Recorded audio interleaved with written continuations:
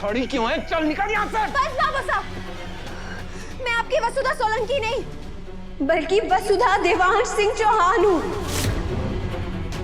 चौहान परिवार की बड़ी बहू, पूरी जायदाद की आधी मालकिन भी। अरे तो अभी भी समझ में ना आ रहा है कि जिस देवी हुकुम की सेवा करने तू गांव से शहर आई थी, आज तूने उनसे ही जायदाद में हिस्सा मांग लिया। अरे ऐसा महापाप करने से पहले थारे प्राण क्यों ना निकल गए? तो मैं थारे को लाइन पर ला के आऊंगा। माफ कर दीजिए मारे को, एक बार आप हमारी बात सुन लीजिए बस। नहीं, अब तू हमारी बात सुनेगी। जो कागज उठा और हुकुम ने वापस करके आ। बाबू साने, अब सारी सच्चाई बताने का वक्त आ गया है।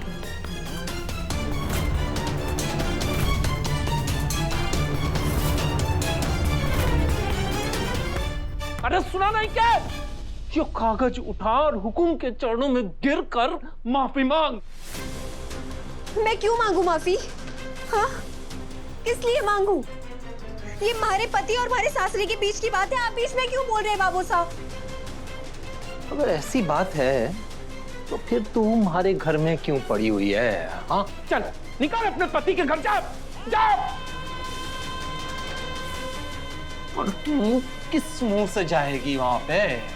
हाँ, जो तूने गुल खिलाया है ना, उसके बाद तो थारे सासरे में भी थारे को जगह ना मिलेगी।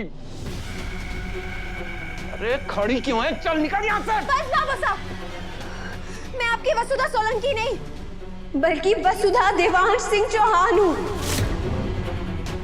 चौहान परिवार की बड़ी बहू, पूरी जायदाद की आधी मालकिन भी।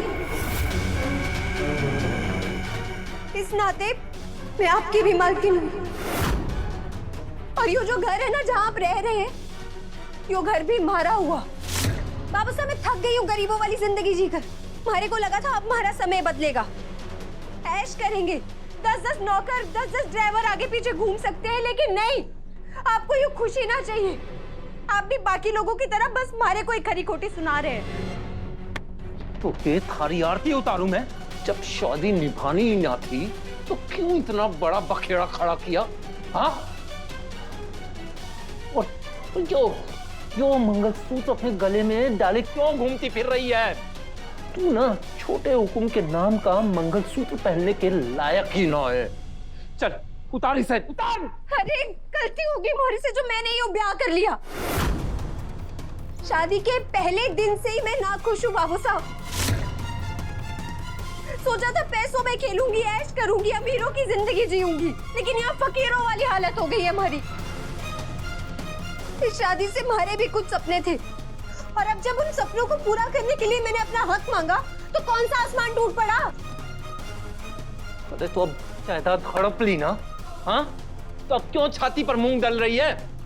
निकल यहाँ से और जा अपने पैसों के साथ रह अकेली।